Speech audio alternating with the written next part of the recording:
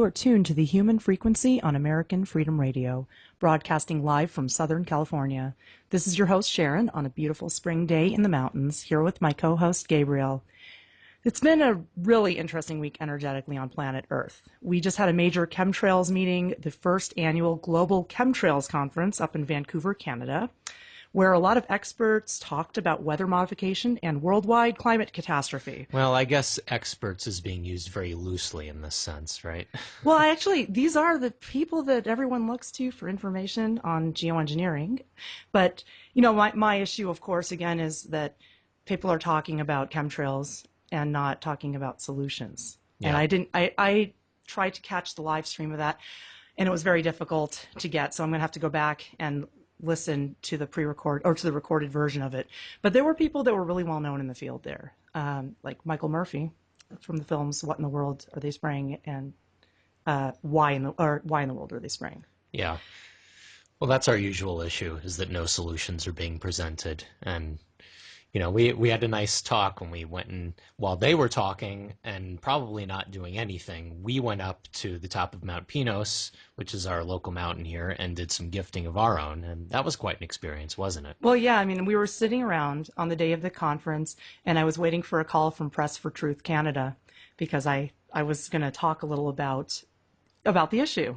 About what we're talking Yeah, about and now. I was going to talk about orgone energy, or otherwise known as scalar energy, to clean chemtrails and neutralize EMF and end the weather warfare. And I didn't get that call, and after a while, I thought it wasn't going to come in, so we left and we did something else instead. We hiked to the top of Mount Pinos, which is a mountain mentioned many times by Adam Carolla on his show. And don't we all wonder why that is? So we went to the top of Mount Pinos and we put an earth pipe by a cell tower up there, a communications tower at the top of this sacred mountain. This sacred mountain is considered to be the center of the world by the Chumash people. And it's also considered to be the most in balance place on planet Earth. So to see a tower up there was, you know, I knew it was going to be there. It's a little disconcerting that a tower would be placed in a place like that. But of course, I'm sure they want the altitude and to get the reception out long distance. Anyway, we went up there and we neutralized the tower with some tower busters and an earth pipe. And it was really cool. We had some nice sleet. Oh, yeah. In May, mind you. Yeah, and the video is available on the Human Frequency channel on YouTube, so you could see what we did that day. As far as the conference goes, most curious to me is weatherman Scott Stevens, because his website, weatherwars.info, is very informative on the electrical nature of the atmosphere. And he talks about orgone energy, but he never really says it outright. But there are pictures and there's discussion of orgone energy and negative ionization on his site. So I really, really hope that he had a chance to talk about solutions, although I am not holding my breath. Yeah, he also mentions the chi. He mentions the chi of the atmosphere, and orgone energy is also known as chi or prana.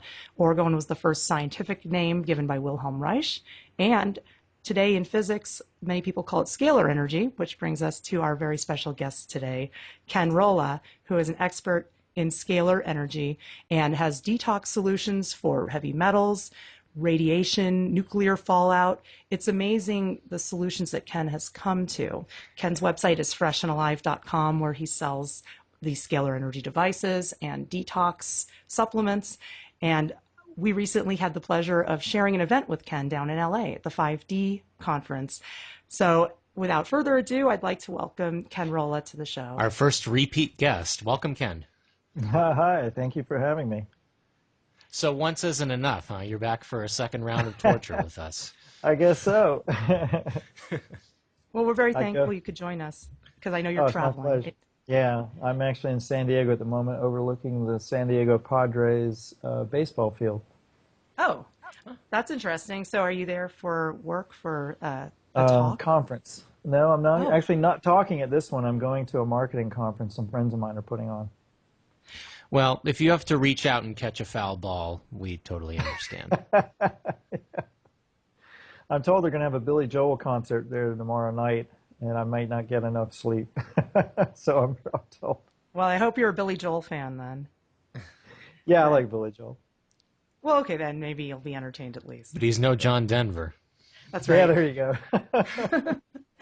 Well, Ken, you did some amazing talks at 5D, and I mean, I was, as usual, blown away by the information you shared. So I'm really happy you're here again today to talk about some of the things that we didn't cover as much last time. And I also want to thank you for that interesting supplement you gave me, which I can't remember what it was called, for my throat. Do you remember I what you don't gave even. me? I don't. I It don't was in a remember. small. It was a small amount Oh, of liquid in a cup. accelerated silver. It was That's accelerated right. silver. That's what it was. Yeah, it's a silver hydrosol. Well, let's start with that because today I want to talk about a lot of the different detox supplements that you have and all the solutions you have for illnesses. So, can you start by telling us a little bit about the accelerated silver?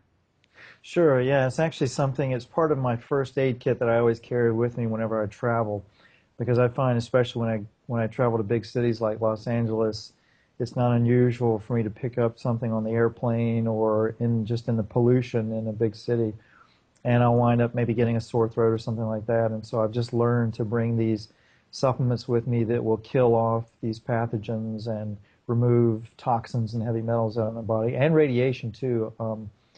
Dr. Patrick Flanagan, who's a friend of mine, for the folks who've never heard of him, he's a really brilliant scientist who claims to be the reincarnated Nikola Tesla, and I believe it because he's a really brilliant man. But he actually proved it to the U.S. government by identifying, or actually telling them what documents of Tesla's that they had stolen and sequestered away from Tesla.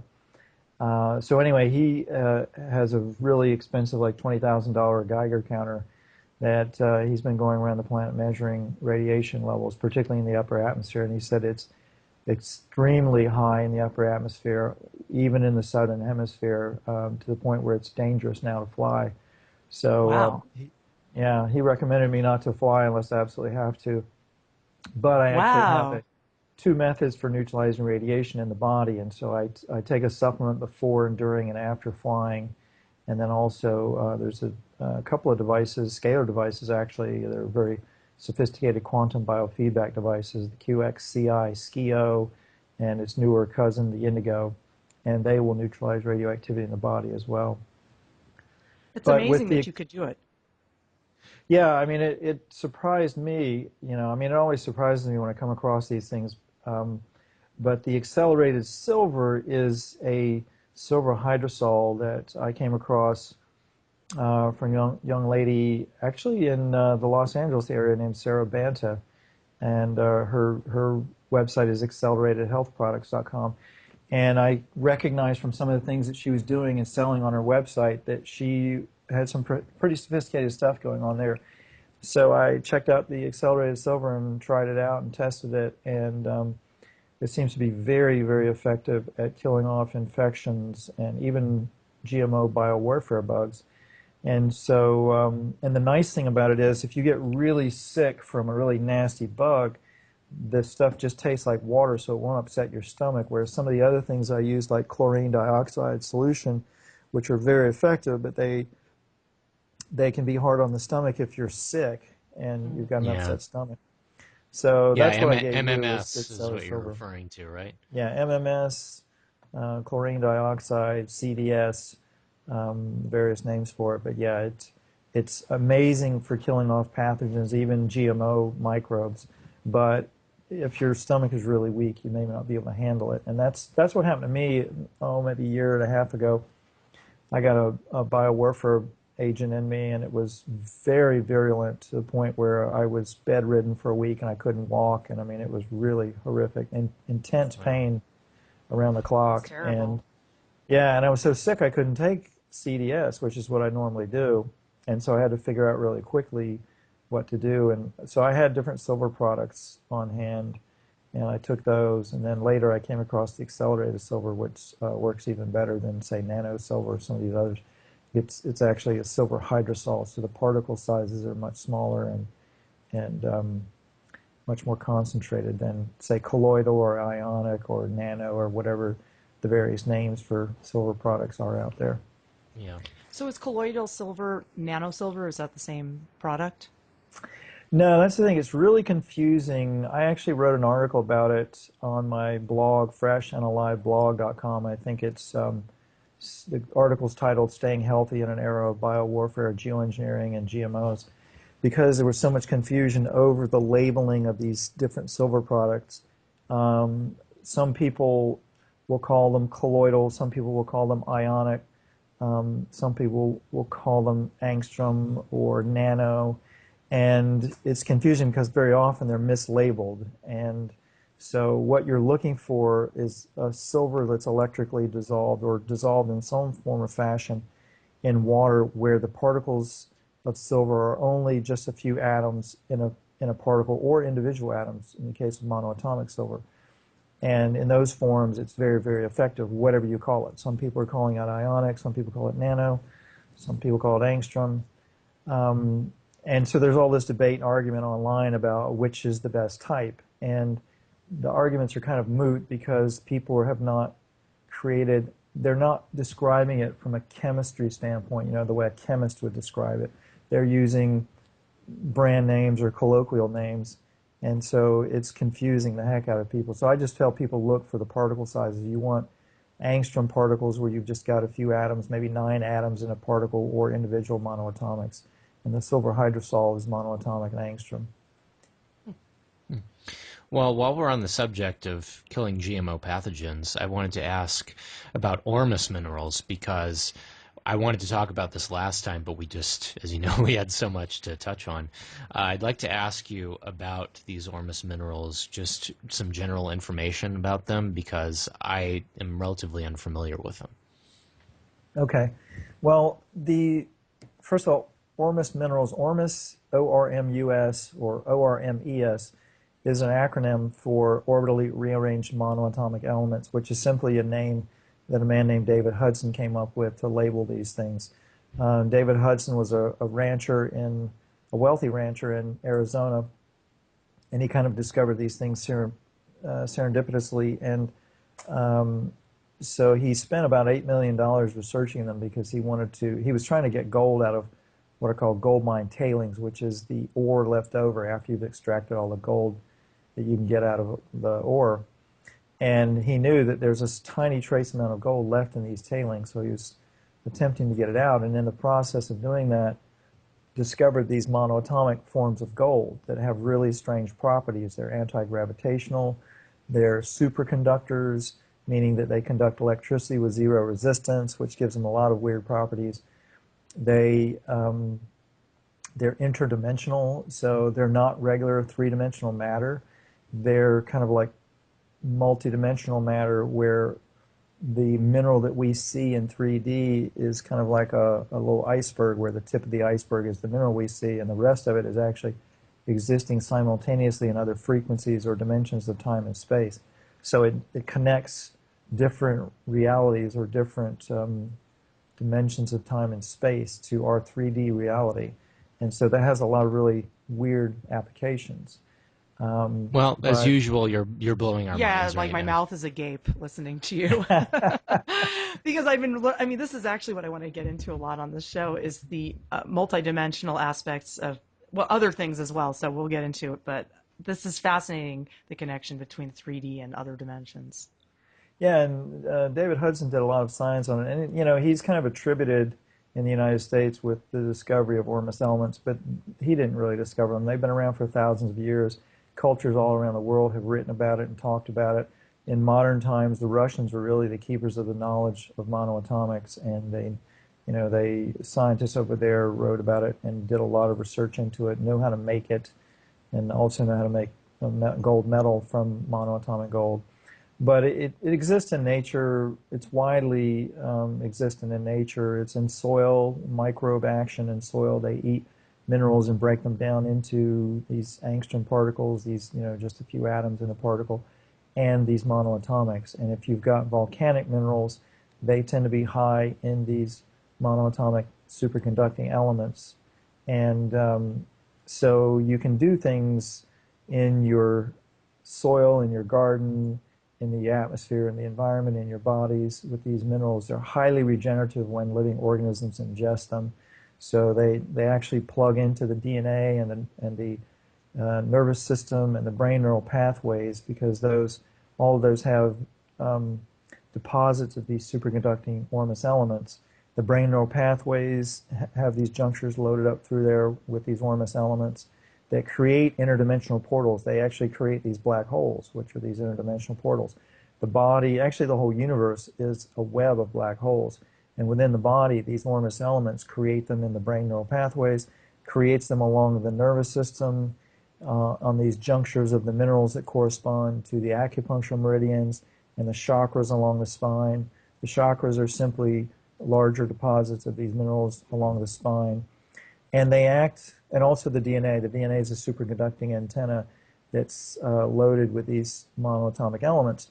And so that those elements give, they're like an antenna that connects these other dimensions of time and space to the 3D physical body. And so it's actually where consciousness meets the physical structures in the body. And when you hear doctors talk about the mind-body connection, you know, if it's not just some euphemism, then there has to actually be a mechanism where consciousness meets the physical structures of the body. And it does so in these monoatomic elements in the body. And So so it this has is it. So monoatomic, yeah, to clarify, could you explain a monoatomic element? monoatomic is just the scientific name for Ormus elements, which is simply any element on the periodic chart when it exists as discrete individual atoms. Normally, Okay. these crystals or these metals, these minerals, they exist in particles with thousands of atoms in one particle, and those atoms are all bound to each other very strongly with a very strong charge in some kind of three-dimensional grid formation. And that's what makes them metallic, and that's what makes them crystalline. But you can send them through certain processes in nature, for example, using photosynthesis or vortexing of water or microbial action, and it will break them down into individual atoms, which according to conventional physics is impossible, and yet it happens. And this is, you know, kind of at the forefront of physics and biochemistry now, but it is being discovered and proven by mainstream scientists. But it shows that we are multidimensional beings and that our consciousness actually does create our reality. These minerals actually provide every cell in our body the ability to send a scalar wave signal through them back in time to get the genetic pattern for a healthy cell and bring it into the present to create a pattern for the healthy cell. So our bodies, actually the cells in our body, are all the time traveling. Whenever we regenerate cells, they're actually time traveling. Thomas Bearden, Dr. Thomas Bearden, who was a NASA nuclear physicist, figured this out when he was studying cells to figure out a way to neutralize radioactivity. So there's a lot of really mind-blowing repercussions from this, and from these elements and what they can do. They can be used, for example, for space travel to create anti-gravity flying saucers that can actually time travel, and they can just blink out of 3D and show up somewhere else in the cosmos in space and time. And I've met people actually who have done this, who've built these types of saucers. So, as a matter of fact, Searle Magnetics here in San Diego, they've been building anti-gravity flying saucers for the military since the 1950s. I think about 3 years ago, I was told by their CEO, Russell Anderson, that they had built 44 for the U.S. So military. are you saying that the orbs I'm seeing up there, because I do see orbs and I see strange things, that it could be U.S. military? I guess it could be, but Could be. I've seen other explanations to the orbs. I think the orbs are some kind of interdimensional intelligence, let's say. That's what I think too, because I've done psychic battle with them because they're often what I see is related to chemtrails since that's my world is cleaning the Mm. sky. And I've done psychic battle with these entities, and Gabe and I both have now the ability to make them disappear, which is Hmm. what Wilhelm Reich did with the Cloudbuster when he turned it on the UFOs that he saw.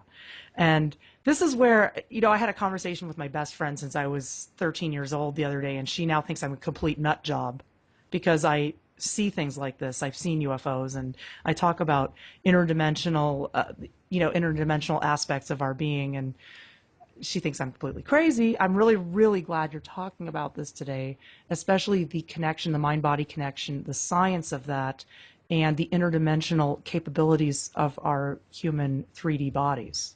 So I'm Well, just happy you mentioned it. Yeah, and you can capture these orbs on film. I mean, I've had many a time when I go do a talk and people will photograph me from different angles and different cameras all around the room, and these orbs will show up around me, and they're always in the same position relative to the different, cameras. Um, and also Trevor James Constable, who I don't know if you're familiar with him, but he actually, Yes. he made cloud busters that he put on airplanes and flew around and modified the weather and made it rain in drought places and things. And he also wrote a book called They Live in the Sky, and he used infrared photography to capture these amoeba-like, orb-like entities up in the upper atmosphere, and wrote books about it and talked about it. And he believed there were some kind of extraterrestrials. So, you can see and measure these things with the right equipment. Um, there's also, I think, Alexander Golod in Russia has been doing things with top secret Russian radar, if you want to call it that, that can see scalar waves and detect scalar waves. So people in the know, or in the scientific community, are seeing this stuff too.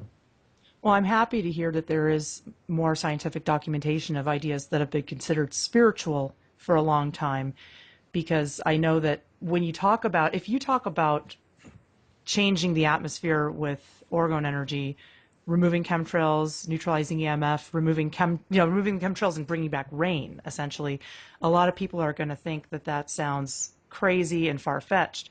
But knowing there's a science behind it, as well as the science that demonstrates a tangible mind-body connection, that makes it a lot easier. Although very few people can explain it, and I think I've finally gotten advanced enough to understand what you're talking Yeah, about. that gets typecast as mystical a lot, too much. Well, that's it. Right. Westerners are very hung up on vocabulary too. A cigarette lighter is magic to a Stone Age civilization. I mean, you can go into the Amazon cultures that haven't encountered modern people and show them a cigarette lighter, and to them it's magic. Any technology sufficiently advanced, I think it was Buckminster Fuller said this, that any technology sufficiently advanced would appear to be magic to the culture observing it. And so that's the case with this stuff. I like to find the people who are investigating it scientifically and measuring it and understanding it, because there are people out there. There always have been and there always will be. Right. Well, I'm jumping ahead of where I wanted to go with this because I wanted to focus on detoxification, but the topic has just moved to something that's fascinating to me right now, which is junk DNA. And I know we touched on it very briefly before, but I'm thinking a lot about this whole bunch of DNA in our bodies that's not doing anything. And I know that it can do something, and I've been learning more about it. And I was just wondering if you could explain a little more about the part of the DNA we don't use, and if the 3D DNA that we can observe is actually a manifestation of the consciousness. Well, DNA is certainly a manifestation of consciousness, and consciousness can alter it, which has been shown in epigenetics. Dr. Bruce Lipton and a slew of other heavy-duty scientists, cell biologists, have been showing consciousness alters the physical structures in the body and the cell functions in the body. There's a book called The Genie in Your Genes where you can read about that, and there are tons of scientists listed in that book. So this isn't like some New Age nonsense. There are heavy-duty, Nobel laureates and others who are acknowledging and studying this stuff and have been for 50 years or more.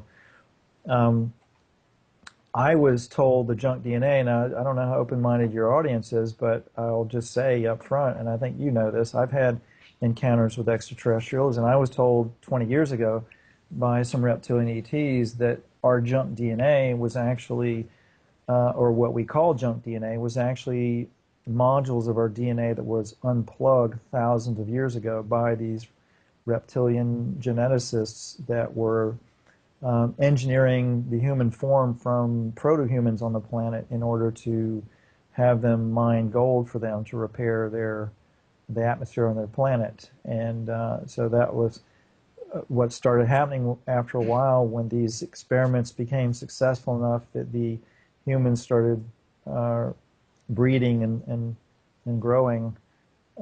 We started becoming too powerful because consciousness creates reality, and our brain and bodies are designed to do that, to take this scalar energy coming from the cosmos and rebroadcast it and create an alter matter with it. And so what I was told by these reptilians is that we started becoming too powerful for them to control us, and so they unplugged our DNA to lessen our psychic abilities and our abilities to manifest our reality. And that's what the junk DNA is. Epigeneticists would tell a different story, but it still is not the story of the same dogma that's been repeated for decades by mainstream science. Yeah. And, junk DNA is about as laughable an expression as conspiracy theorist. So, what you're saying to us just really confirms a lot of what we have been looking into the past few days, especially. Yeah, We just kind of stumbled upon this. we just had this inspiration to look more into junk DNA. Every once in a while, I have a divine inspiration to look something up. That's how I discovered orgone energy to remove chemtrails, and then I discovered you immediately. I literally typed into YouTube one day back in 2013, how to get rid of chemtrails. Then I found your videos, and then I started learning from you. So it was, sometimes I'll just have this notion to look something up, and now it's junk DNA, because there's no way that all that DNA is useless. And it looks like it's been sliced and diced and cut up and cut off to where we are the 3D humans we are now without interdimensional capabilities. But I believe that we can activate and update that DNA. Well, we believe this is already underway, Right. in fact. And I see that happening. There's an activation going on. And I think that the geoengineering, amongst many other things, GMO food, heavy metals in water, vaccines, radiation in the air, that all of these things that we're told are designed to suppress consciousness are also keeping that DNA from activating. Absolutely. Yeah, most definitely our DNA is being developed and expanded and reconnected. I was told many years ago by these reptilians that we were developing more than 2 strands in the double helix. And if you simply look, for example, at feeding genetically modified plants or animals these monoatomic elements, these Ormus elements, when you do that and it plugs into the DNA and it raises the superconductivity, the DNA winds up, the expression changes and it rewires itself to what it originally was in the heirloom in the case of plants. So that's one of the ways of reverting genetically modified crops, is simply by feeding them volcanic rock powders that are high in these monoatomics and other types of monoatomic elements. When you feed them, then what happens is the DNA expression changes, the genetic modification goes away, and you get the original heirloom plant. So this it's is not amazing. conjecture. Ken, I literally got a reader on Tumblr getting annoyed with me because she didn't hear your talk with us about that last time. So I let her know that she could tune in tonight and hear you talk about it, because the reverting of GMO to heirloom is something that has captured the fascination of so many people now since you brought it up. So Yeah, and you can do it. Nobody has to take my word for it. They can do it themselves. If you can get some GMO plants, feed them volcanic rock powders. Get the book, The Enlivened Rock Powders by Harvey Lyle, and just take some of those rock powders. Use some microbes like the effective microorganisms from Tirohiga. I sell them on my website as EM1. But you just feed these plants these rock powders. You can ferment them in the EM1 or put the EM1 down on the soil, and you will see these plants will change their physical structures. They will change colors. They will change their physical structure in that plant, not in several generations, but in that plant. So you don't have to take my word for it, And there are other people that have been doing this. There's been a bunch of different people who have been doing this. Well, it shouldn't be too difficult to track down some GMO plants these days. Yeah, that's such a beautiful thing. It's such a beautiful thing that you can revert GMOs to heirloom, and that it's just the natural way. It'll do it on its own, and Yeah, that's what fascinates me so much. And me too, and many other people, because this is one of those things that is looked upon as just irretrievably lost. They ruined corn, they ruined soy, they ruined papaya, sugar beets, whatever, but having that solution, again, it comes back to the solutions to problems that we thought were unsolvable, and that is so huge. And it looks like the solutions are in the consciousness itself and in our interdimensional capabilities. Is that right? Right. I mean, as I probably said on your last show, and I'm fond of saying this everywhere I go, the one trump card that we have is that consciousness creates reality, and that's not some metaphysical conceit. You know, you can look at the physical evidence and the science of how the mind and the body work, and also how it works in connection with the cosmos. The scalar energy that comes from the centers of galaxies that flows to us from the centers of galaxies and through singularities on all the suns and the planets, ultimately when it gets to us, we pick it up and we rebroadcast it, and it creates and recreates moment by moment the matter within our bodies, but it can restructure it and recreate it. And so because of that, these genetically modified plants and animals and insects, whatever these organisms, they will revert back to non-GMO versions over multiple generations on their own, because, and this is something Monsanto, of course, doesn't want people to know, but it'll happen on their own. There have been experiments done, for example, with fruit flies, where after 7 generations, GMO fruit flies that were engineered to be blind regained their sight. And it's because, again, the pattern for the genetic blueprint is in consciousness itself. It's not the DNA. The DNA is a superconducting antenna that is the carrier of it. It picks it up, but it's not the blueprint. Does that explain animal instincts and how humans and animals just know what to do? They know what to eat. They just have an instinct. Is that because of the genetic blueprint being in the consciousness? I think it's complex. I think it's, you know, some of it's learned from the parents. Some of it is in the DNA and in the blood. Some of it is in cellular memory. You know, it's passed on through generations. Then there's the 100th monkey effect, excuse me, where, you know, supposedly there was some studies of monkeys down on an island, and one of them learned how to use a coconut in a certain way to do something, and before long, these other monkeys on another island had picked it up. After a certain number of monkeys on this one island had learned how to use these tools in a certain way, monkeys on another island simultaneously picked that up, because Yeah, it became inherent knowledge. I'm very big on the 100th monkey, and of course it's funny to go on Wikipedia and look at the article for the 100th monkey effect. It's I don't even need to go into it. It's pretty laughable. But but we're both very big on the 100th monkey effect, and we are seeing evidence of that just kind of creeping up and in little spots in our lives these days. It's really a wonderful thing, and it's completely scientific too. yeah, I mean, consciousness is connected in many different ways. It's connected through these monoatomics within our structures. And so, you know, you hear the saying that we are all one. Well, energetically, we are one because we're part of this web of black holes that this scalar energy is flowing through. This God consciousness is what I liken it to. It's this faster than light. It's superluminal light. It's light energy that's flowing through the cosmos, but it's going far beyond what we've been told is the speed of light. A lot of things that we've been told about the nature of matter and energy are fundamentally wrong. And one of them is that light has a fixed speed and that gravitation has a certain constant and those kinds of things. Those have been proven now that that's not the case.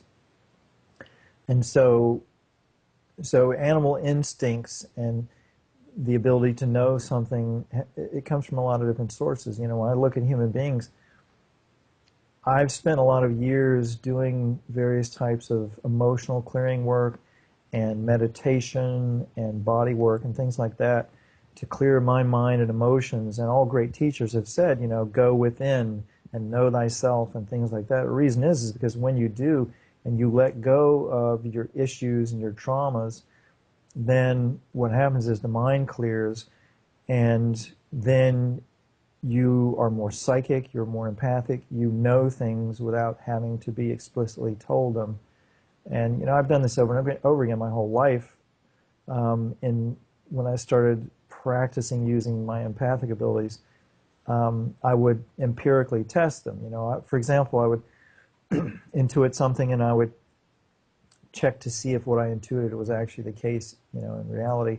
I had out-of-body experiences where I would go places and see things in other states, in other parts of the world, and I could confirm whether or not what I had seen in these out-of-body experiences were actually there, and it turned out they were. So we're connected in many ways. We have many different abilities, empathic abilities. Our cells have memory, our blood has memory, our DNA has memory, and it's passed on from generation to generation. This is one of the reasons why we've got memory of trauma, particularly in the male bloodlines, because the memory of trauma is stored in the blood and the DNA, and it's passed through generation after generation. And so men go to war and they shed blood, and that's passed through the bloodlines. And the Oh powers that my be on this planet goodness. know this stuff. They know this. Wow. So they know what traumatizes us and they know how to keep that trauma going. And Precisely. I know, yeah, the research of Wilhelm Reich confirms this as well. He found that the desertification in the United States was going on for 25,000 years, which now I find corresponds to the amount of time since the humans were engineered by these extra dimensional or extraterrestrial entities that you were talking about. I'm seeing all these connections starting to form, and this cycle of trauma just continues and continues throughout our time. And I think we are now reaching the time where we no longer believe the lie of war anymore. I think that because of social media, which is kind of a funny thing, but because of this massive surveillance device that the powers that be put together to monitor our thoughts and activities, we've actually become closer. And now we know people around the world. And so we no longer believe the lie of war. So I think that backfired on them. Who And are we fighting? The Malaysians? Are you kidding me? I know those people. that's a George Carlin bit. He suggested that we have world peace by formal introduction, where we all meet each other. Every single person has to meet every Right. single other person, shake hands, remember at least one outstanding physical characteristic. Right. So it's very, very interesting about this cycle of trauma, especially in the male lines, because I feel that females are, although we have our own traumas, we are less stigmatized for looking at these more etheric aspects of life than males.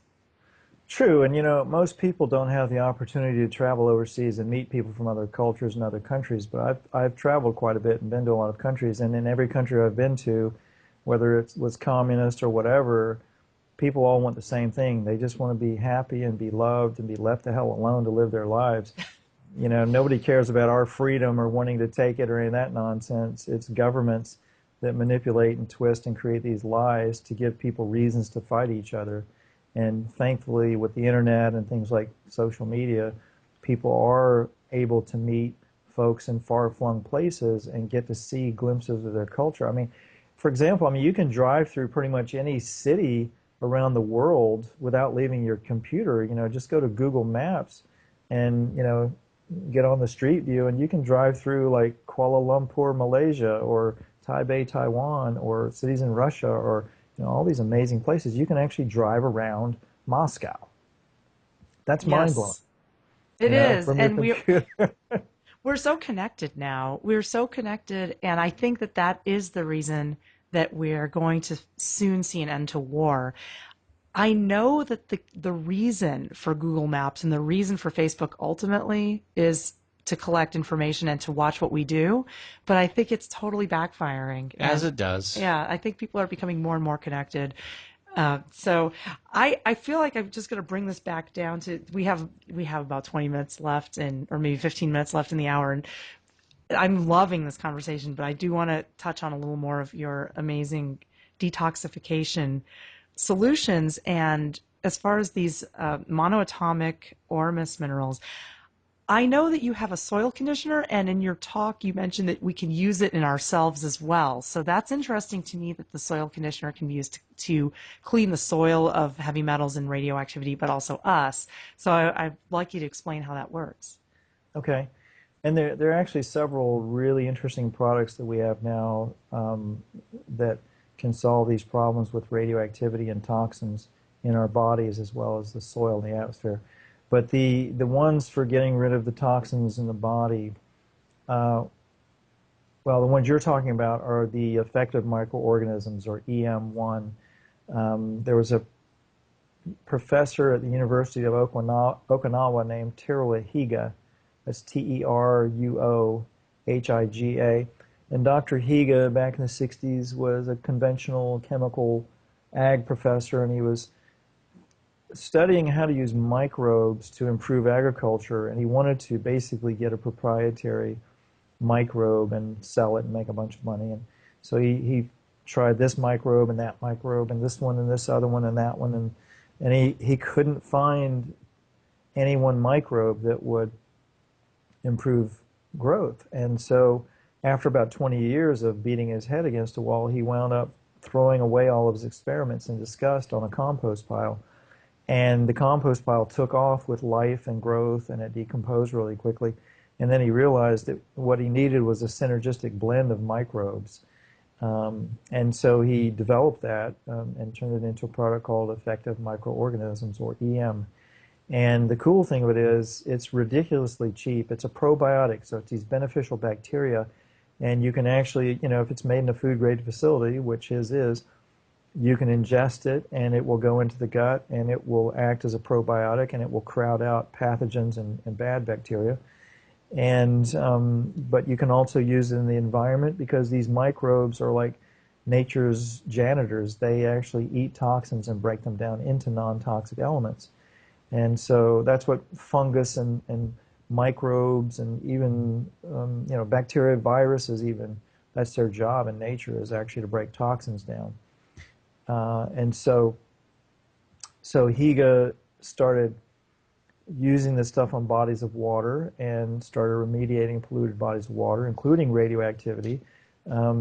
There's actually a video on my website. If you go to radiationlinks.freshandalive.com, there's a video of a Japanese farmer in Fukushima City who used EM on his crops, on his soil, and on the plants, and was able to neutralize all the radioactivity on his crops and was able to sell them with no detectable radiation. And the stuff's ridiculously cheap. I mean, it's like a quart of it is like $24, and you can take a quart of the microbe culture and mix it with a quart of molasses and 5 gallons of water and brew it for about 3 weeks, and then you have 5 gallons of it. And So it when you replicates use it, itself. So oh you can yeah, make it more? replicates. Like, yeah, Wow. it's like making beer or wine, or vinegar. That's You can make all amazing. you want, and Wow. when you use it in extremely dilute form. So usually it's about anywhere from 1 part EM to 500 parts water, or 10 or 20,000 parts of This water. is what So I love about you. You're the opposite yeah. of the pharmaceutical companies. You have a product out there, and you're telling us how to. We could take the product and just make more of it Well, ourselves. It's that's it. amazing. Any time that I can, if I know how, I tell people how to make the stuff themselves if they want to, so they can save themselves a ton of money. It really, really bothers me because I know how to make these supplements, and I know what these, how little these supplements are costing these companies to make it, and then they're charging outrageous amounts of money for it. It just ticks me off. There's one product that we recently just put out, like maybe a week ago, called Rad Detox, and it was going for $50 an ounce under some other name, and the man who developed it was actually put in jail and died in jail under mysterious causes. Yeah. That's Familiar that And sounds story. familiar. Yeah. yeah, but this product will neutralize radioactivity in the body, and I thought it was gone when he died, but come to find out, his children kept it alive, and so I serendipitously met his son over the phone and got to talking to him and got him to sell it for $35 for 4 ounces instead of $50 an ounce. That's And so now amazing. we've got that on the market, and one 4-ounce bottle will last you for years, unless you get contaminated by some, high level dose of radiation or flying or something like that. So, but this is an interesting product too. It's I believe, I don't know the exact makeup of it because it's a proprietary mixture that's not mine, but from everything I've seen of it, I believe what it is an Ormus water. So it's got some kind of monoatomic elements in it that have been programmed with the anti-frequencies of all known radioactive elements. And these monoatomics, once you program this way, they will radiate outward scalar waves of those anti-frequencies. And because scalar waves can alter matter and even create matter, it will alter radioactive elements and neutralize them. So this stuff has That's been very amazing. effective. Yeah, I take it whenever, especially when I fly, because you fly, you're going to get a big dose of radiation.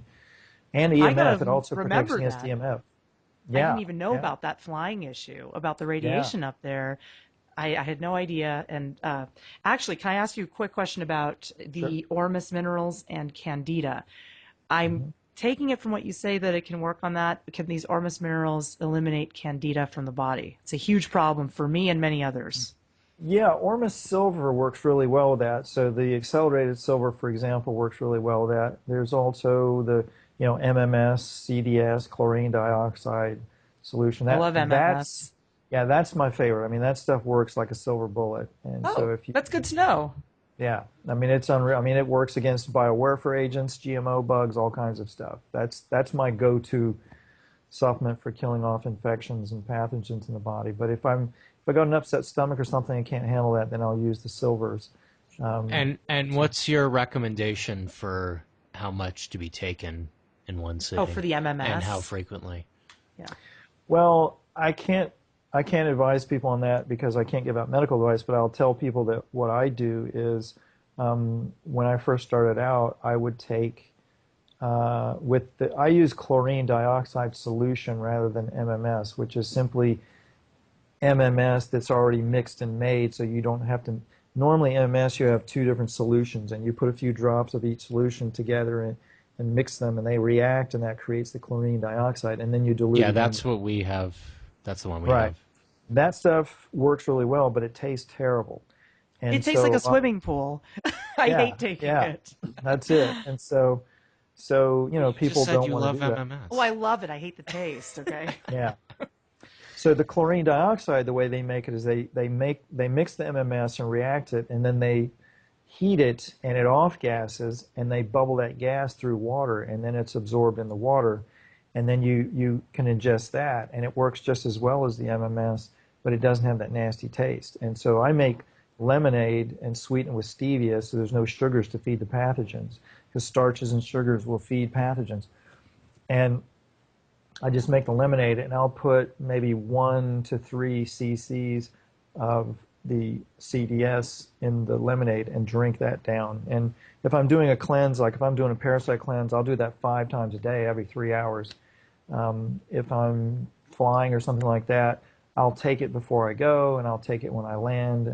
And then if I start getting a sore throat or any stuffiness or anything that seems like I'm getting some kind of an infection, I'll just start taking it and it just never surfaces. I see. Um, so that's what I do. That's great. Well, I was also wondering about the zeolites because I find it hard to do both the zeolites and the MMS at the same time.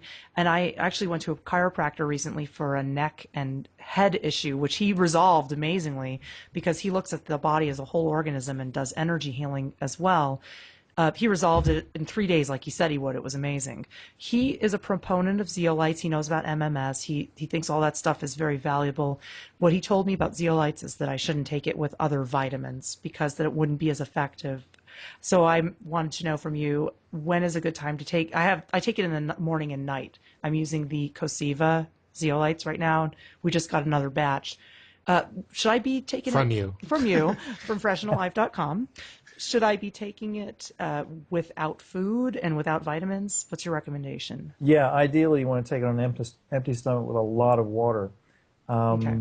And the advanced TRS, the Cosiva advanced TRS, are nanozeolites. They actually have been, first of all, for people who don't know what zeolites are, they're simply a mineral that's formed when molten lava hits ocean water or underground water, and it shocks the lava and it creates this crystalline lattice structure, and you get these little microscopic geodesic balls, like geodesic domes, and they have a strong negative charge inside of them, and so they'll latch on anything with a positive charge.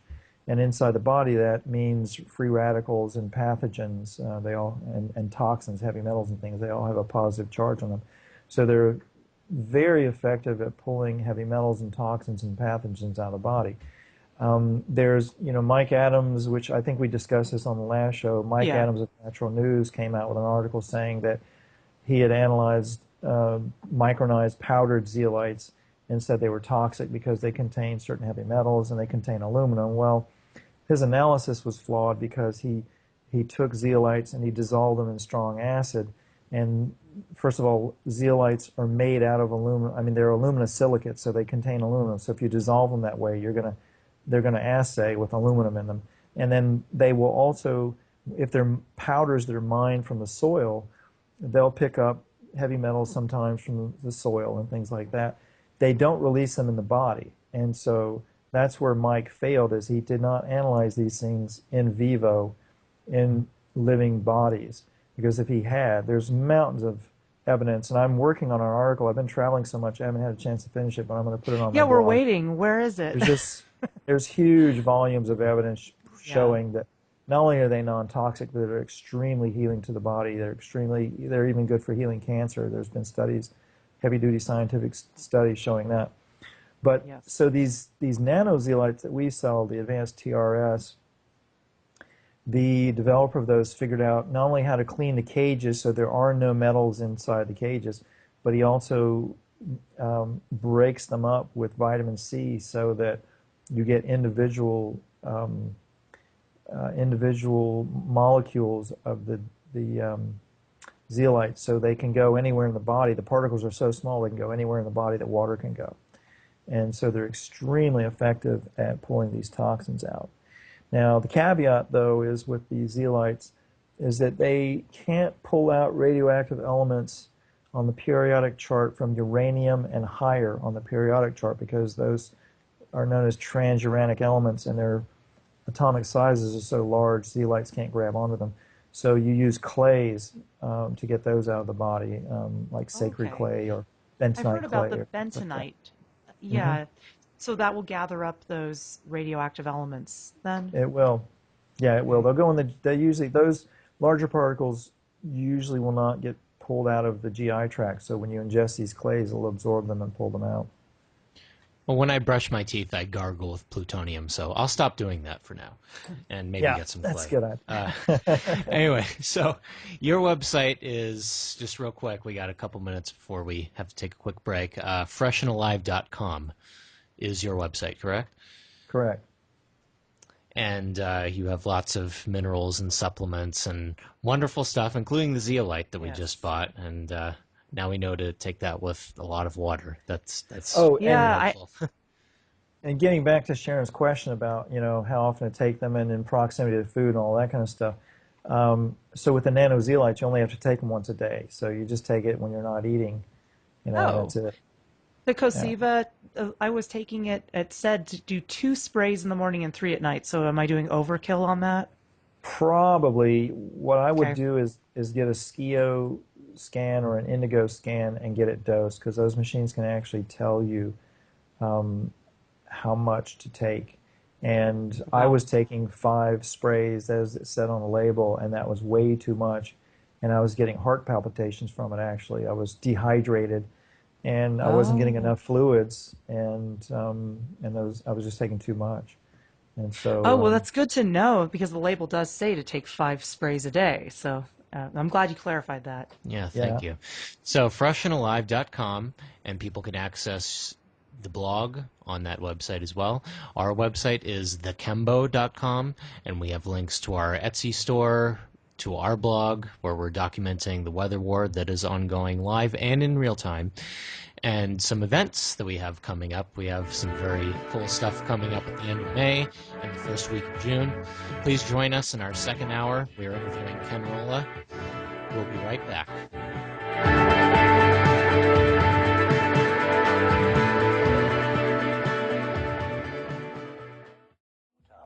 No fear of doom. No fear of doom. We are American Freedom Radio. American Freedom Radio.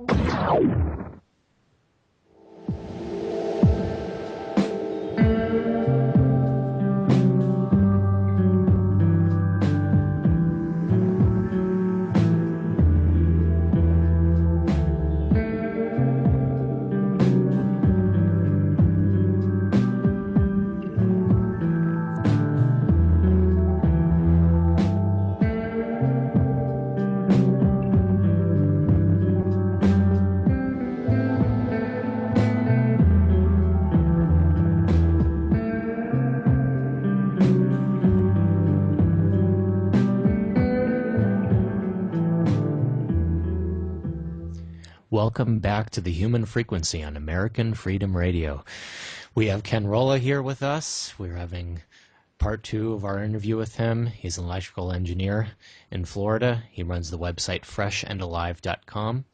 And we're so glad he's here with us today. And Ken, I wanted to bring up Coretta Scott King because it's, again, another topic we didn't get a chance to discuss last time. And it's my understanding that you worked with her, and there's some very interesting information that we're not told in the mainstream media. Is that true?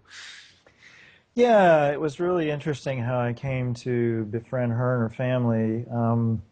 And this kind of goes part and parcel, though, with the way my life goes. I've found that the more that I heal and deal with my stuff, and the more that I clear physically and emotionally, the more magical my life becomes. And so I've just kind of take it for granted, these days, that I just have the most incredible life. And so I was, I guess it was 2005, I was at the Hippocrates Health Institute in West Palm Beach, Florida, taking their 9-week course. I had traded them some web development work, and so they gave me their 9-week course.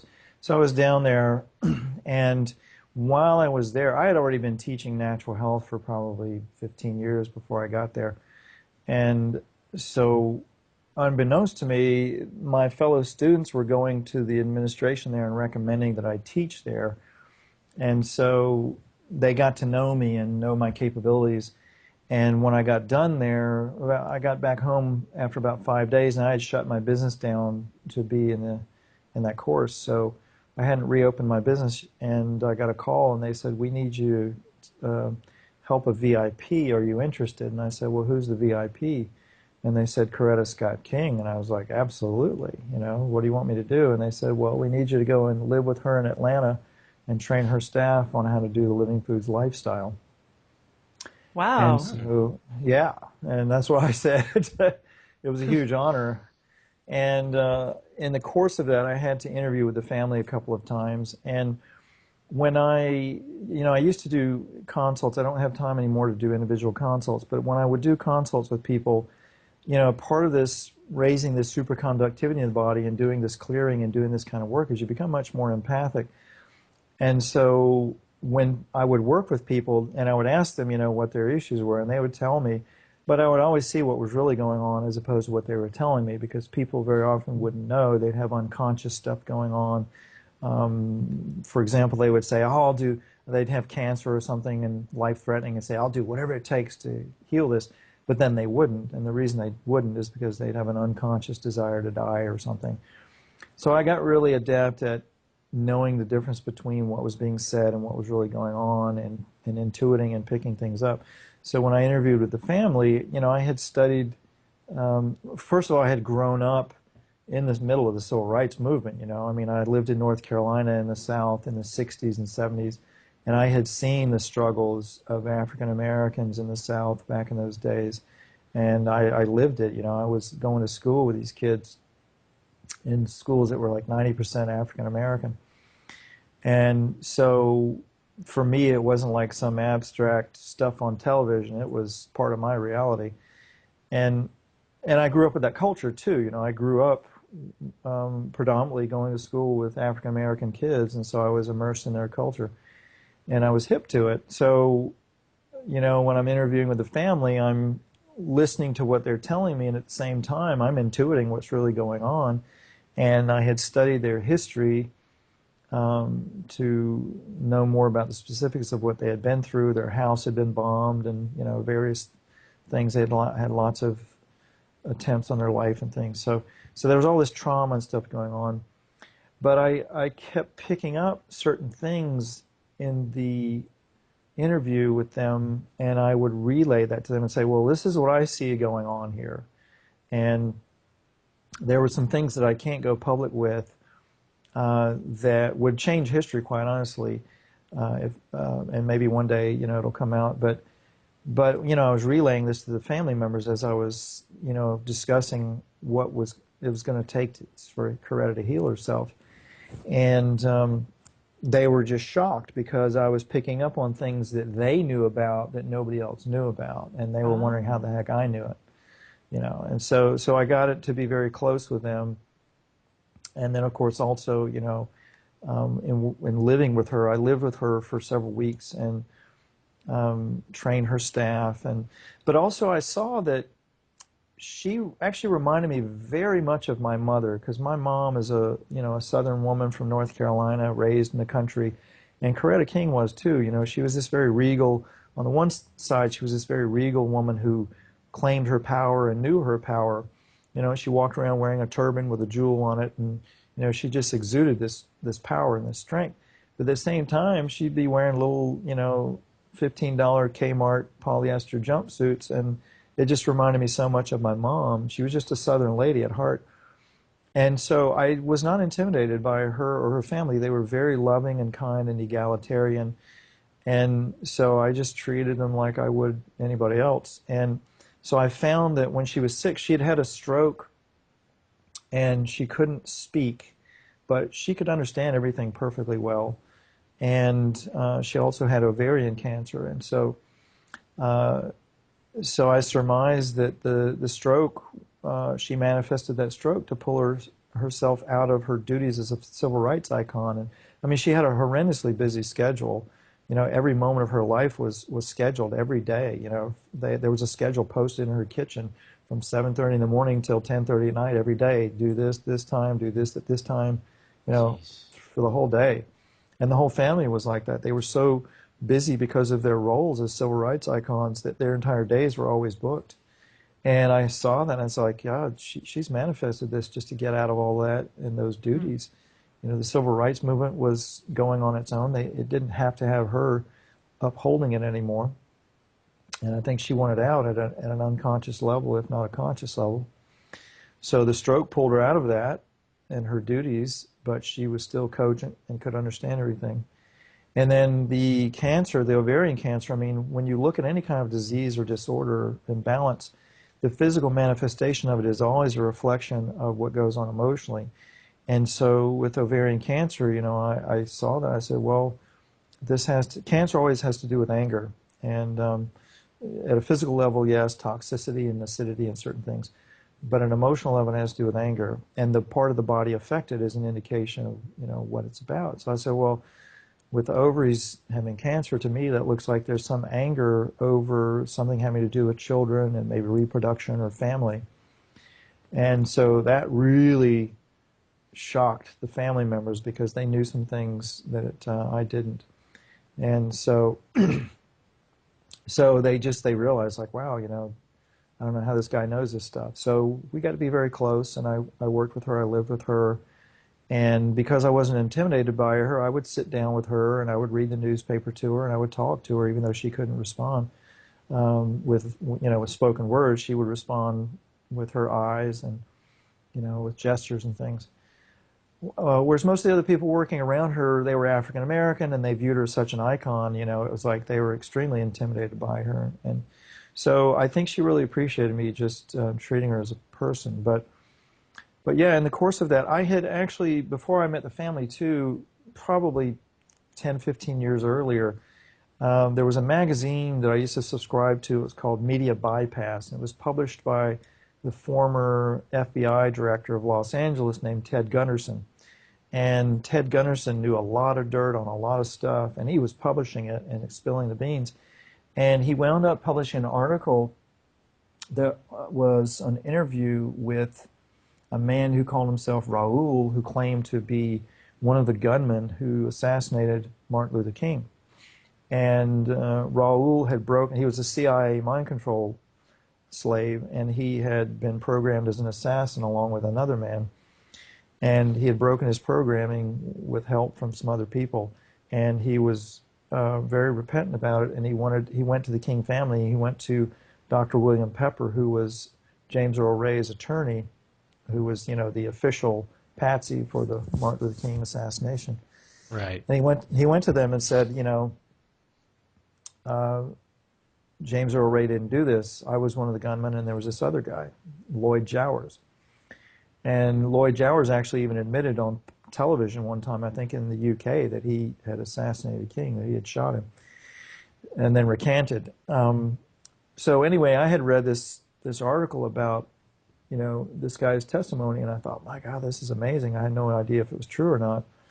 But, between all the stuff that I was intuiting when I was working with the Kings and interviewing and knowing about that, I said to them, they asked me about some things, and I said, I gave them my opinion, and they were shocked to find somebody who knew about that, that idea that these people had assassinated King. And so we hit it off really well, and I saw a lot of things and confirmed a lot of things behind the scenes that is not in the history books. It's not on the bullshit fake documentaries on PBS or wherever of the Martin Luther King story. It's all a fantasy. It's nonsense. And the King family attempted to get it out. They actually wound up holding a trial. They attempted for many years to get the U.S. government to open up and have a trial and an investigation, because they had accumulated like 72 eyewitnesses to various things relating to the assassination. And they had mountains of evidence, and Dr. William Pepper had accumulated a lot of it. And the government would never open up the case. And so they ultimately wound up filing a civil lawsuit, and they proved in that civil lawsuit who killed King and why. And it was the U.S. government. Wow, we don't hear enough about this. No, but you can actually huge. download the trial transcripts. They're absolutely mind-blowing. If you Google MLK trial transcripts, it's on the King Center's website. Also, Infowars.com did a really good article about it. So if you Google MLK trial transcript Infowars, you'll find a really good explanation of it, and along with the transcript. But it spells it out in the transcript. You've got the testimony from all these eyewitnesses. It's mind-blowing. And the Kings weren't out to, get any money out of it. It was a civil trial, but they settled for $1 because they just wanted to prove for the public record and for history what really happened with this. And of course, it's kept out of the mainstream media. It's kept out of all the MLK documentaries and all that stuff. But the family knows what really happened, and it's on record. I'd like to see this become more publicized. This needs to be big news, like 9/11. This is huge, and it needs more publicity. Yeah, it won't get into the mainstream until mainstream is somehow taken over, if that ever happens. But it has gotten out more and more into the alternative media. Infowars got a hold of it. A bunch of other smaller radio programs have broadcast about it and talked about it. It might have even been on, the George Norrie show or Jeff Rance or things like that. But it has gotten out more. When I first now it's on American Freedom Radio. Yeah, exactly. Yeah. Maybe one day more of the truth will come out. There's a lot more to the story that I can't tell because I don't want to invade the privacy of the King family. Right. But Of course. Eventually, But even I think just it'll what you come out. are telling is just absolutely mind-blowing. It's amazing, and I'm not surprised at all. And you're saying that mind-controlled MKUltra slaves of the CIA were responsible, which is not surprising to me either. And this is a good chance for me to ask you a little bit more about mind control and how that's accomplished. I feel that in our daily lives, we're actually mind controlled by frequency, chemicals, and heavy metals. So I'd like to talk a little bit more about how mind control is done both in the severe trauma capacity, like the MKUltra, and just in our daily lives, how we're mind controlled. Yeah. Well, in its softer forms, mind control is simply the omission or control of information. And that happens, that permeates throughout our society, not just in the media and the mainstream media, but also our education systems. In textbooks, when I was taught in engineering school, for example, there are heavy-duty scientists in various fields throughout history and currently who are very highly credentialed, who have pointed out that our fundamental understanding of physics and chemistry and the nature of reality and matter and energy and all these different things and biology, that they're fundamentally flawed. They're deeply flawed. And yet it won't get into our education system or into our textbooks and things because there is very much a control of information with the education system to keep people living in this manufactured reality so that we can be basically harvested and fed off of in various ways through the financial system and other ways, and keep us as slaves, basically.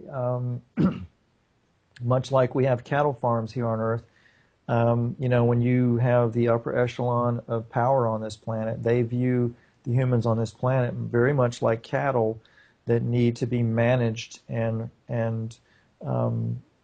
dealt with very much in a way like cattle. Overpopulation is concerned, and so now what you see going on with the chemtrailing and the medical system and the drugs and the food supply and everything else is a population reduction program. And it's not just conspiracy theories. The United Nations has reports on this stuff where they talk about it. I used to give these reports out in my workshops. You can see this stuff. They discuss, overpopulation and what to do about it. And there are videos, for example, of Bill Gates, talking about the need. Oh yeah, his to reduce quote is population. about the most quintessential example of that. Yeah, we mentioned that last week. Last week we had a show with a couple of parents, a vaccine roundtable discussion, and that Bill Gates quote did come up. He says if we do a really good job with vaccines, we can reduce the world's population. Yeah, You exactly. got to wonder what he means by that, right? Exactly. A really good So, job. Yeah, and I mean, if vaccines were good for you, shouldn't that increase the population by keeping everybody healthy? That's what one would think. Yeah, exactly. But so we've got this soft mind control that we're familiar with, marketing and those kinds of things, and having limited access to some information, or limiting access or eliminating access to information about the real nature of our reality, the nature of what's going on in space, what's going on in our solar system, all these various things that are being discovered that aren't being shared with us about the nature of reality. So you've got that going on. But then also you have trauma-based mind control, which has been used for thousands of years, but it was really advanced and defined under the Nazi regime in World War II. And then when those Nazis, when the war ended, the United States, Great Britain, and Russia predominantly went into Nazi Germany to take the spoils of war. As with any war, whenever you conquer another nation, you go in and you take the spoils of war. You take the military hardware, you take the military and scientific know-how, you take whatever resources you can take, and which is exactly what happened. So there was this race after the war ended between the Russians and the Americans and the Brits to steal as much out of that country as they could, and we got a lot of their mine scientists and their rocket scientists and top secret military hardware and technologies and things, and so did the Russians. And that's one of the reasons why the space race was started, because essentially Russia got a bunch of their top rocket scientists, and so did we. And of course then the worry is that, well, if we don't build these space-based weapons, then the Russians will, and the Russians are viewing the same way with us. So you get into this race that all came from that. And so these Nazi mind scientists that were doing horrific trauma-based mind control experiments on individuals and on the mass population, they had refined it really well. They were using it on the population of Germany and the rest of the world too. Those scientists came here and they were sequestered into our military-industrial complex very illegally and very surreptitiously. Their dossiers were whitewashed. Werner von Braun, for example, who was the architect of the U.S. space program, was a Nazi SS officer, but he had his dossier whitewashed and he suddenly became an American hero. So, there's a lot of that stuff going on, I believe, through Project Paperclip and others.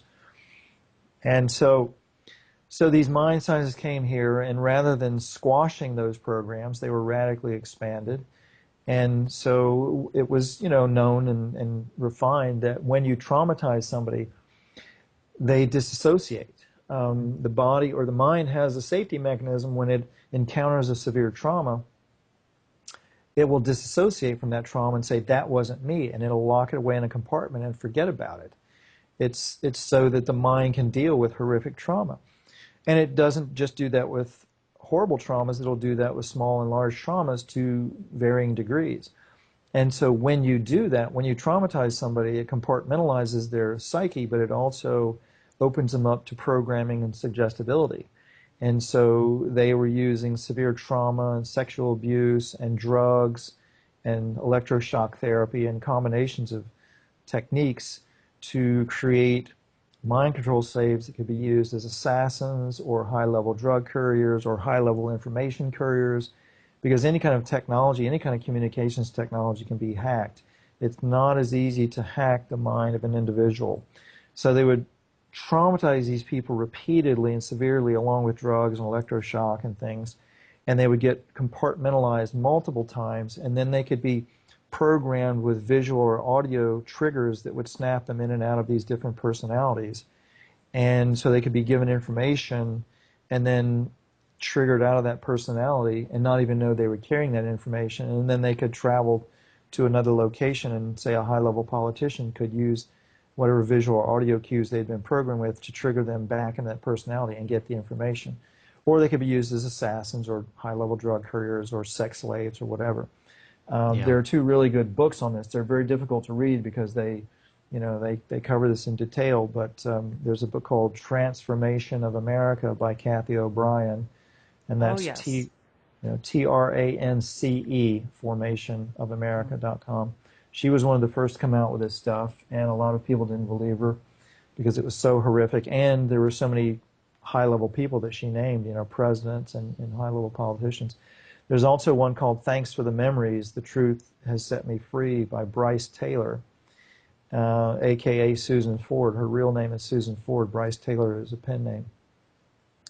But they both brought this out and testified before Congress. And so back in the early 60s, this information started getting out and up to the mainstream public that Congress opened up an investigation.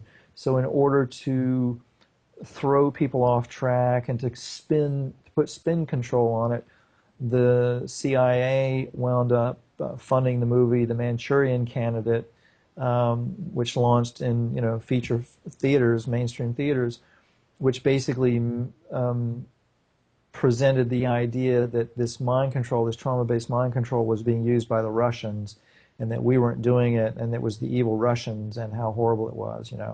And then when Congress did have hearings on this stuff, the people involved said that, we had been doing this stuff, but we're not doing it anymore, and that it was shut down in the early 70s. Well, that is not true. None of these programs were shut down. They just changed names and went undercover more, and they've been radically expanded.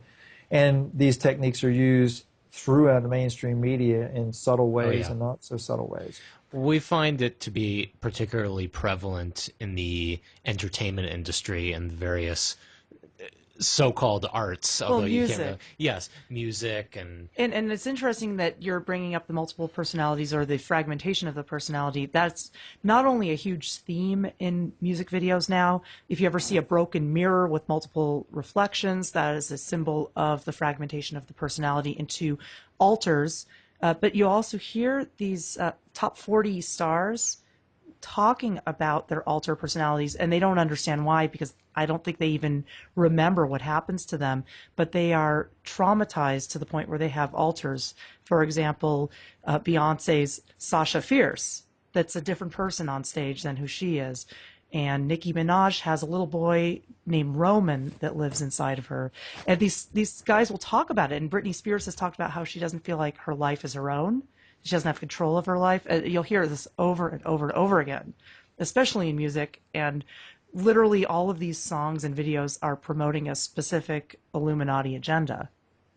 Precisely. And to me, trauma-based mind control is the largest problem we have on this planet.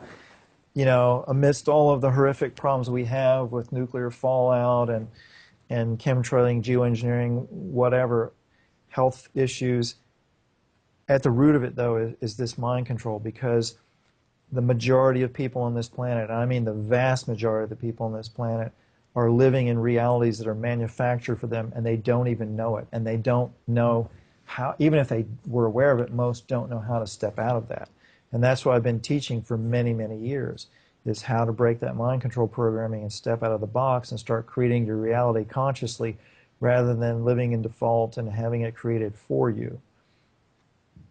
Right. And a lot of the technology that you use, the scalar energy, is a tool to achieve that freedom. And that's what I've noticed through working with it, is that, you could see it cleaning the sky, that's one thing, but in fact, it doesn't really work as well if your mind's not clear. And I've noticed that people who just expect the devices to do everything for them don't have the same results as those who have been working consciously on breaking programs and accessing our own power in our minds. Exactly. The most effective techniques I've found are the tried and true ancient ones, doing trauma release forms, breath work, body work, meditation, yoga, qigong, tai chi, kundalini, kriya yoga, these kinds of things. All of that breaks the mind control programming. Meditation. When we were at the 5D event in LA and I was up on one speaker panel and there was just pandemonium, these speakers got into it, and there was just, That sounds there was a familiar. lot of, yeah, there was a lot of ad hominem attacks going on and just a lot of chaos. And I could see the confusion in most of these people's minds. Because when you do these techniques for trauma release, when you meditate and you clear the mind and the emotions of trauma, then you can see through the bunk, and you also become more empathic too. And you don't react. You don't have these knee-jerk reactions to things in your environment. And that's extremely crucial for people to learn, is how to heal and heal their emotions and heal their mind. There are techniques too, like stimulating alternating sides of the body, right and left sides of the body, back and forth, will actually reintegrate right and left brain hemisphere function, which releases trauma. There are a lot of therapies that will, see, when you get traumatized, small or large, the mind will disassociate, and that will actually split the right and left brain hemisphere function. And so you have to reintegrate that through various healing modalities and trauma release modalities so that you reintegrate right and left brain hemisphere function. And when you do that, you can see through the BS more clearly, and you also become more empathic, more intuitive, more compassionate, more loving, more kind, less reactive, less needing to be right, all those kinds of things. Mm-hmm. So it helps with those sort of ego-driven issues where we associate so much with our physical bodies that if anything happens to us or if anybody says anything to us, we just take it to heart, whereas really that's more of a reflection on where they're at than where we're at. Yes, and then it's more easy to see how your reality is being manufactured for you. It's like when you buy a certain kind of car. And once you buy that car, all of a sudden you start noticing it on the roads, other people that have Yeah. them, right on the road. It's the same thing. When you understand the techniques of mind control and the specifics of trauma-based mind control, then you will recognize it throughout the media. It's all over the place in the media, it's in movies, and people, most people, probably 95% of people in the world are living unconsciously and having their realities created for them. It's becoming more overt. There's a movie called American Ultra, which is all about MK Ultra. It's with Kristen Stewart. It's all about a handler and a slave.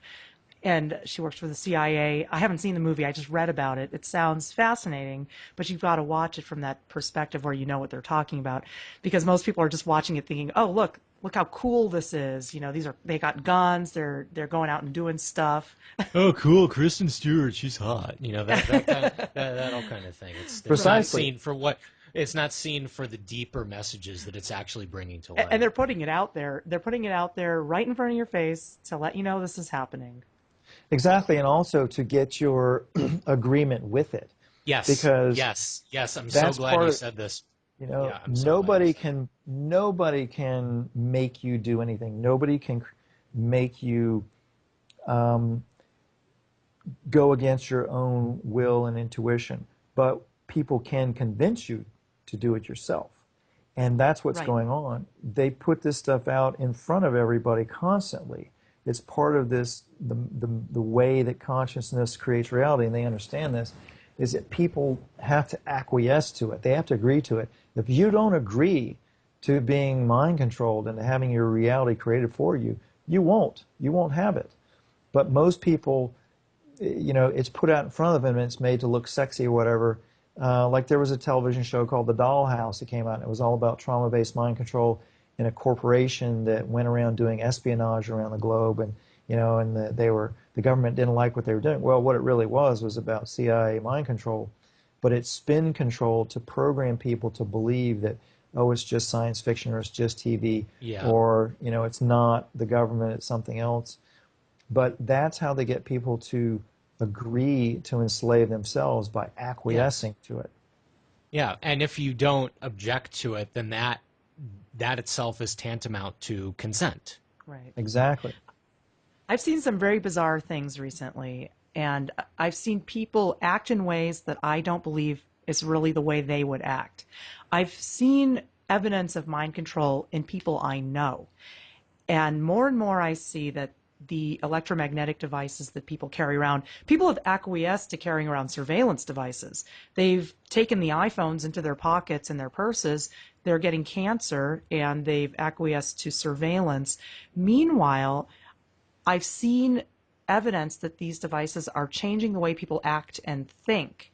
So I'm just wondering if you could explain a little bit more about how frequency affects how we think and how frequency is used in mind control. Yeah, that's a really good question. The brain and the nervous system are designed to entrain with pulses of any kind, whether it be sound or light or scalar waves or radio waves or whatever. And there are different pulses in nature that we're designed to entrain with, and we do entrain with them. There's one pulsing in the Earth's atmosphere called the Schumann resonance, for example, that is created by solar radiation, scalar waves coming from the cosmos. Most scientists would call it cosmic radiation, but it's scalar waves coming from the cosmos. And also lightning and other energies coming down and hitting the surface of the Earth, bouncing back up and hitting the ionosphere, and then just continually bouncing back and forth between the ionosphere and the Earth's surface. And that used to happen at around 7.83 cycles per second on the main frequency. There are several different frequencies that would occur. And it was a man named Schumann discovered this, so it was named the Schumann resonance.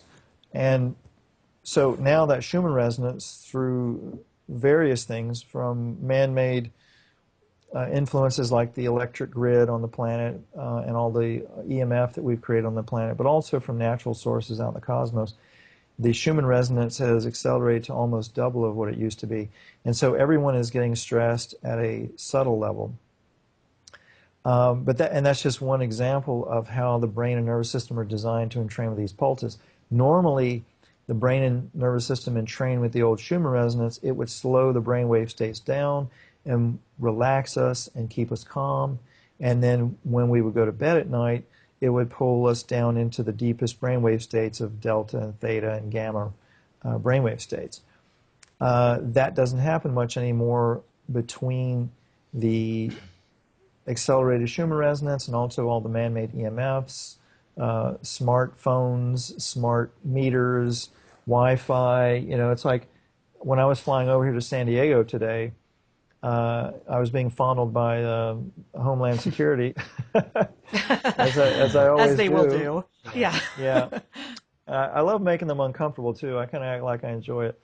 Which Oh, the guys, that's a good idea. Yeah, usually the guys really hate that because they're usually homophobic, so they hate that. And so it The kind of... lady that did it to me was definitely not homophobic. In fact, I think she really liked me. Well, be that as it may, I always bring one of my rest shield pyramids with me, and so I had that in my bag, and of course they always swab it and ask me what it is, and I said, man, you guys need some of these things because it protects against EMF and it gets you into deeper sleep at night. And the Homeland Security guy says, my God, I need one of these things, and he asked for my card because he had sleep problems. And the sleep problems, were coming from cell phone use, probably, most likely, predominantly, but also Oh, yeah. these pulsing devices, cell phones, Wi-Fi, wireless technology in general, smart meters, et cetera, et cetera. What happens is the brain and nervous system try to entrain with those, just like they would any pulsing. This is one of the reasons why we like music and we like to dance and we like, musical beats. We're designed to entrain with that, And so So when you've got a cell phone up next to your head or Wi-Fi in the area, your body and brain and nervous system are trying to entrain with something that's cycling at billions of cycles per second. The Schumann resonance is at 7.83 cycles per second. These devices are cycling at billions of cycles per second. And the brain and nervous system can't handle that, and it just fries us. And in the case of a cell phone, when you've got it up close to the head, it's emitting microwave radiation that heats tissue, and it heats the water in your head, not to mention what it's doing homeopathically to the water, damaging the water in your body. And so it accelerates brainwave states, and then you can't get into sleep. That also accelerates the thyroid, and then you wind up with all kinds of problems from thyroid issues, and on and on and on. Well, if you're having issues with Homeland Security, you can always put the rest shield in your pants and see what happens. Yeah. Is that a rest shield in your pocket, or are you just happy to see me? Yeah. That's it. Well, you hit on some very important things here. As far as the sleep issue, I hear that from so many people. If that seems to be an epidemic now, I would argue that there is actually a war on sleep, because that's Most when we definitely. regenerate. And we Well, noticed there's a that frequency especially war in going Los on. Angeles. Especially when Yeah. we were Oh, in Los Ken, Angeles. you said it. You said what I wanted to hear. There's a Yeah, frequency there's a frequency war going on, and Yep. there's no question about it. I mean, I've met people in the military who've told me this. You have these natural pulses in the environment, as I mentioned. You also have, we haven't really discussed how the kind of the scalar energy circuit of the universe works, but suffice it to say, we've got this scalar energy coming down from the sun. We've got all suns have singularities or black holes at their center, and they act as these interdimensional portals for these scalar waves to come down to us from the sun. And also planets have these at the centers of them. So we've got this singularity at the center of the Earth, and this energy is coming up from the center of the Earth to us, and we capture it and we utilize it, and this is how we create our reality moment to moment partially. So when it's coming up from the center of the Earth, it passes through, well, first of all, it's structured geometrically. There's a study called cymatics, which you can actually go onto YouTube and just punch in cymatics, CYMATICS. And you'll see these experiments where, you put sand on a sheet of metal and you vibrate it with sound and you hit certain frequencies and the sound will lock into geometric patterns. Well, the singularity at the center of the Earth has a certain geometric pattern, and so it radiates outward these scalar waves, and when they come out at these junctures all around the Earth that correlate to this geometry. So those junctures come out, and they're these vortexes of energy, and gravitation and the rotation of the Earth pull them down across the surface of the Earth. So you get these vortexes, these ley lines, as they're called, of energy that are harmonious to living organisms. And so anything that lives in proximity to those ley lines is going to be healthier and happier, and more astute, more psychic, more aware, etc. The powers that be know very well about this stuff, so they've been using devices like the HARP antennas and Gwen towers and other things to alter the frequencies of these ley lines so that they're not harmonious to living organisms. And so most definitely there's tons. As a matter of fact, there are tons of sources of these frequencies to combat human consciousness. Jesse Ventura did a show on his program Conspiracy Theory. He did a really good program about Gwen towers and how they're being used for various nefarious purposes. And so there most definitely is a frequency war going on, and it's about suppression of consciousness and keeping the human race from evolving and becoming enlightened and stepping out of the control of the controllers. I see that completely, and I notice cell towers being placed in sacred spots, and these spots are sacred for a reason. The mountain that we gifted, Mount Pinos, is sacred to the Chumash people and many others, and I know there's a reason that it's sacred. It's an energy center. They said this is the most balanced place on the planet, and it's the center of the world. So I see that these frequencies are being emitted, especially in these sacred spaces and chakra points on the earth. Blue Thunder or Rainbow Thunderheart did ceremonies at the chakra points on the earth, and he actually averted natural disaster by doing this. Back when, do you remember the super volcano that they were talking about back in 2004? Yes. In Yellowstone. Yes. We met a gentleman at a previous 5D event that is one of the people. I mean, this, I know it sounds crazy, but I think this is something that you would understand. When this was happening, he took a group of people to various sacred sites and did medicine wheel ceremonies where they built medicine wheels with quartz crystals and did dancing and chanting and ceremony. And they were actually able to heal this supervolcano, which I was pretty scared of back then. I'd hear about it on, I guess, on National Geographic or the History Channel, and it sounded pretty terrible that this huge volcano would erupt and shroud us in darkness, you know, and essentially a nuclear winter. But he did these ceremonies back in 2005, and the thing never blew. And he also went up to Big Bear here in Southern California in the mountains and reversed a drought through the same types of ceremonies along with the local residents and a bunch of really cool Aztec Indians from LA.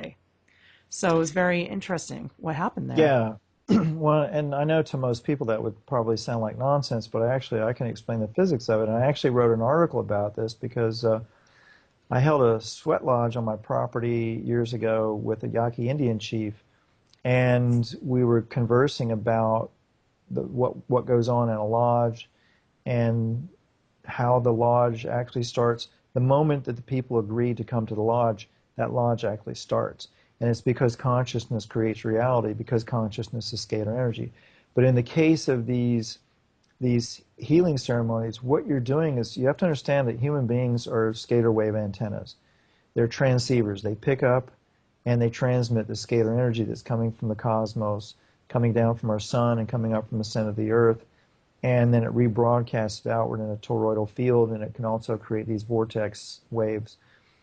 And that can go up in the atmosphere. It can alter the atmosphere. It can change the ionization of the atmosphere. It can also go into the ground and penetrate the ground, and it can do things like release tectonic shifts. So instead of having a big earthquake, you can do ceremonies, or you can build devices. And Tesla did this with devices, and other people have done it with devices. Russian physicist Alexander Golod did this with pyramids, stopping earthquakes in large areas by releasing the tectonic shifts gradually, moment by moment, every day, rather than having one big, huge release. So when you get together in ceremony, you have to understand that each individual person is a scalar wave transceiver, capturing this energy coming from the center of the earth and capturing it coming down from the sun. And then when you by yourself can create this vortex of scalar waves, but when you get into ceremony in a circle with people, you create a much stronger, larger scalar wave vortex. And you can see this. This is how the natives around the world did rain dances and things. They would get together in circles in ceremony, create a large vortex, and it would change the ionization of the atmosphere by creating this upside down tornado of scalar waves that would go up in the atmosphere, and it would act like a vacuum cleaner, and it would pull out ionized particles and pull them out into space. And this is how you could actually change the weather. And you can still do this. I mean, people can do this. It looks the same in the sky. I looked at the video of what they did in Big Bear, and the spirals in the sky look the same as what we did with orgone energy, which is actually how we met Blue Thunder, is that he came and talked to me and Gabe after I talked about this a little bit at 5D, because he recognized the correlation, which is very interesting. Exactly. Orgonite, pyramids, people getting together in ceremony, underground crystal formations and geological formations, volcanoes, for example. A volcano is a giant scalar wave antenna. And that's where the idea for pyramids came from. It was the observation of these scalar vortexes coming up off of volcanoes that would cut through the clouds and slice them up and have various effects that were beneficial for living organisms. So the powers that be, not the powers that be, but the ancients started building these man-made mountains out of high Ormus stone that's high in these monoatomics, these superconducting elements that will create these scalar waves and scalar fields. And so you can get together in ceremony and do it in a circle, hence why sweat lodges are in circles, why ceremonies that natives do around the world have always been in circles. It's because they understand this. They may not know the physics and explain it that way, but they know that when they get together in ceremony that they can do these things. And also, anybody who's ever done a sweat lodge knows. You go do a sweat lodge, stuff's going to happen in your life afterwards. It accelerates manifestation of things in your life. And so So, that's how it works. so you mentioned the building of pyramids then to emulate the fields of mountains. Do you know anything about the history of the pyramids in Egypt? Because this is something that to me is shrouded in mystery. I don't really believe that the Egyptians made these pyramids. I believe they're much older than that. Are these also designed as scalar energy devices? Well, they're definitely scalar energy devices. They're scalar wave antennas. They capture the energy coming from the center of the Earth, from the singularity to the center of the Earth, and they capture it coming down from the sun, and they rebroadcast it outward. And they also have a vortex coming out of the tip that looks like the double helix of the DNA. This has been filmed with Kirlian photography, and also Alexander Golod has filmed it with top secret Russian radar. So they most definitely, are scalar wave antennas. What was the other part of your question now? Oh, well, I actually didn't really phrase it as a question, so Alex Trebek would be upset. But I was just curious about the nature of the pyramids. Like, where did they come from? I really feel Oh, that where these did they are come from? ancient. I think they're ancient Right, monuments. I don't think right. that these are as new as we think. Well, they're definitely, the Egyptian government has kept extremely tight control on the information and analysis of the Egyptian pyramids. But there are others who have studied them and say they're, many tens of thousands of years old. There, Dr. Samir Osmanagic, who has been in touch with me, he discovered the largest pyramids in the world in Bosnia, and these things eclipse the size of the Egyptian pyramids. They were so big, people thought they were mountains, and they were covered with trees and grass. But he's unearthed them and discovered they're actually these man-made pyramids. But what they've discovered with the Egyptian pyramids and other pyramids and the Bosnian pyramids, I believe, is that the stone, when you analyze it conventionally, it looks like it's stone. But what they've discovered is there are artifacts like human hair and things inside the stone that could not be there, organic things that could not be there if it was stone. And what I've realized in studying this stuff, and now some of these scientists like Dr. Osmanagic are figuring out, is that these pyramid stones, the reason that they were, first of all, fitted so closely together was not because they were cut and put together, it's because they were cast. They were actually Ah, cast like concrete, and then the scalar energy that the device generates alters the atomic structure of the cast material to make it look molecularly like stone. And so that's its amazing. scalar energy alters it and makes it look like stone. And that's why nobody could figure out what was going on. I see. I see. So the pyramids themselves are generators of scalar energy, and the Right. stones themselves are as well because of what they're Right. put together out of. And the people who are studying them are finding out they're far, far older than what we've been told, and they would completely alter the official history of this planet. And that's why the powers that be, for example, are attacking all these pyramid researchers, Samir Osmanagic, Dr. Valery Uvarov in Russia, Alexander Golod, and others. These guys have heavy-duty credentials. I mean, Alexander Golod has impeccable credentials. He's a high-ranking military officer in the Russian military. And all these various people, the moment that they start going against the orthodoxy, they get attacked, and all of a sudden they're loonies, right? But what they're showing is that, yeah, these things are far, far older than what we've been told. Golod showed that they had to have had someone with flight capabilities, if not space travel capabilities, to design them and direct them, because the pyramids on this planet are part of one global scalar energy grid system. They were not made willy-nilly on random places on the Earth. They all were made on scalar grid points on the planet, and they are all part of one system. And now if you look at, for example, on Gaiam TV, Corey Good, David Wilcock has been interviewing this guy named Corey Good, who claims to be in a secret space program. And Corey Good is saying that they've discovered out in space in our solar system that there are these structures on every single body, planetary body, and satellite in our solar system. These pyramids and scalar devices on all these different bodies, on various parts of them. So it's not That's just, remarkable.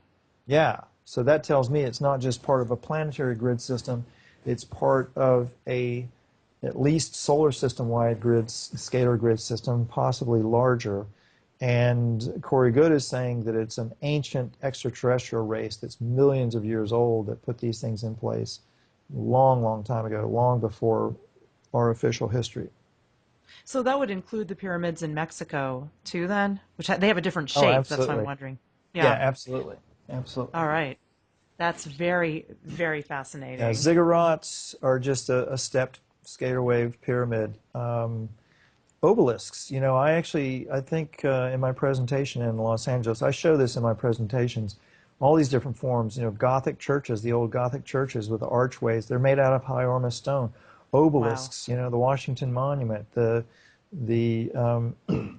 um, uh, Eiffel Tower in France, on and on and on. These are all scalar wave antennas. The Celtic round towers that are littered all over the UK, those are scalar wave antennas. So the ancients knew about this stuff and they utilized it. It's amazing stuff. Well, we are actually coming to the end. We only have a few more minutes left. So I want to just give you a chance before we get to the end to talk about some stuff that you're doing right now, any cool events coming up, anything you want to let us know about?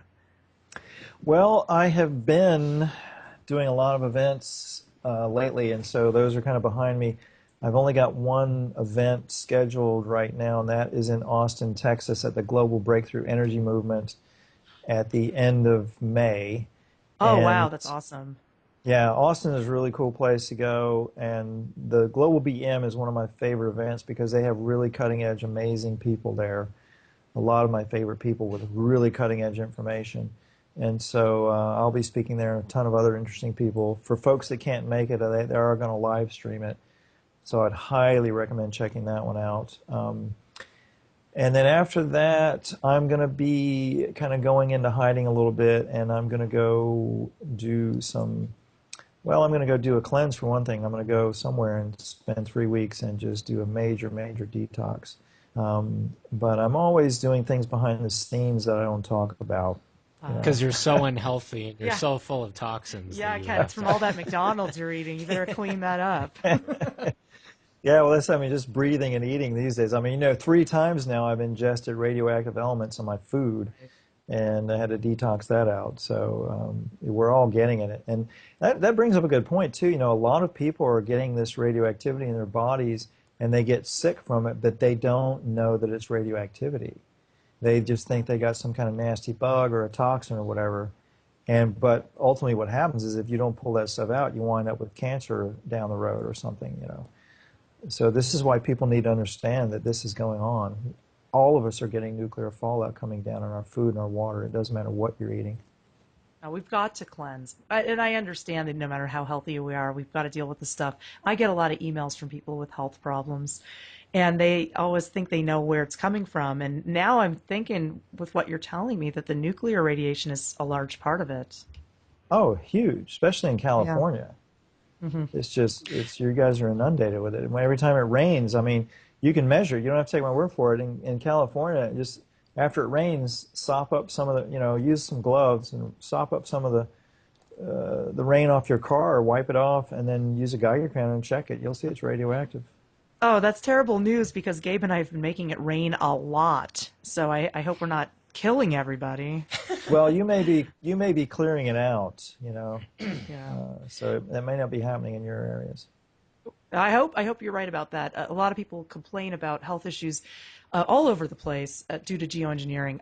I noticed that my symptoms, ever since we started distributing orgonite on a large scale 2 years ago, along with my heavy metal detoxes that I've been doing, everything I've been doing along with the orgonite has reduced my symptoms. I don't have those symptoms anymore. So I hope it's doing something. I could be in Los Angeles now and survive, which is amazing. It didn't used to be that way. So I'm Yeah, hoping for things are better. sure. Well, sure, your Yeah. orgonite devices, they'll create those vortexes, and if they're strong enough, the vortexes will reach out into space, and they're like an upside down tornado of energy, and it acts like a vacuum cleaner for those particles. So you probably are Well, Ken, cleaning up the thank you. atmosphere. Ken, Thank thank you you. so much for joining us today. We really appreciate it. Yeah. Oh, my Thank you, pleasure. Ken. Anytime. You've been listening to Frequency on American Freedom Radio. Thank you so much for being with us, and please visit with us again next week. visit our website, unikembo.com, Ken's website, freshandlive.com. Thanks. See you.